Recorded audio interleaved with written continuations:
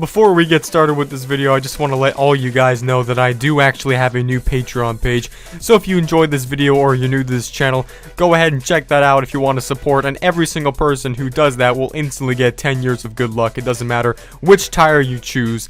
So now that's been said, let's get straight into the video. This month, the YouTube channel known as PewDiePie will no longer be the most subscribed YouTube channel. Now, as oversaturated as this topic is, I want to delve deeper into the situation and find out exactly why this is happening. I want to examine every single detail about this situation and truly figure out who deserves the #1 spot. Now, to do this, we need to jump into the history of not only PewDiePie, but also T-Series, the very channel which is threatening to take him over. As you could probably imagine, the differences between these two channels are very big. I'm pretty sure a lot of us can say that we've known about PewDiePie for quite a while now, and he's gone by many names over the years, including King of the Web, Gaming King of YouTube, and the Meme Killer of YouTube, and so on and so forth. But either way, a lot of us have been watching his channel for many years, and some quite possibly since the very beginning. On the other hand, I think it's safe to say that very few of us have ever heard of the YouTube channel called T-Series until recently. If not, you're just hearing about it right now. And because of this, it's going to be quite hard to compare the two channels since they're so different from each other. They have completely different audiences and they're completely different demographics. But regardless, this is a challenge that I'm ready to take on. And only the most brave of you watching should join me. So once again, let me get into the fact of just how different the two channels are. As it turns out, T-Series is the Vivo of India, the music, entertainment, pop culture icon of the entire country. At least on YouTube standards. But on the other hand, PewDiePie, aka Felix the Meme Killer, not only single-handedly taken the #1 spot on YouTube,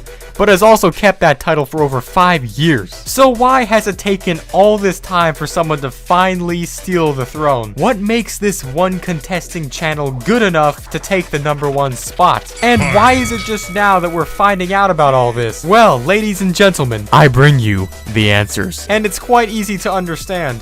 Now, before you go off and say that this channel doesn't even count, let me explain to you why, in fact, it does. The channels that are actually technically above PewDiePie in terms of subscribers are auto-generated YouTube channels made by YouTube themselves, and none of them have any actual content. Therefore, these channels, in fact, do not count. Now, the reason this channel called T-Series is different is because it's an actual channel, not auto-generated by YouTube, and it's owned by a private company. Therefore, if it were to pass anyone in first place, it would still count. In some way, you could almost compare this channel to Smosh. Now, Smosh is an actual company and has been for many years, and if Smosh were to somehow become relevant again and take over YouTube once more and then conquer the first place spot like they once were at, I'm pretty sure no one out here would argue the fact that they would be, in fact, #1. The only difference between Smosh and T-Series is that Smosh is an American and mainly entertainment-based company, whereas T-Series is Indian and primarily music-based. So we do have to make it fair and establish the fact that because of this, it will be still considered #1. However, PewDiePie will still be considered the #1 most subscribed YouTuber, since PewDiePie is a single individual and T-Series is actually a YouTube company. You have to learn the pronouns, guys, because this is important. So now, let's delve into the actual juicy stuff that most of us came here to find out. So why is all of this happening to begin with? And more specifically,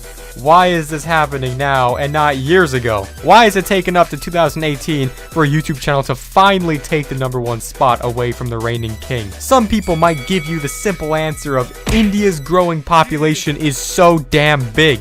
Or the Indians are just getting more Wi-Fi in their country, therefore having more access to YouTube. And all of that is true. There's a lot more to look into than just that. Now, like I said in the beginning, we're gonna have to go back in time a little bit. We need to go back in time to see what happened right after PewDiePie became the most subscribed YouTuber.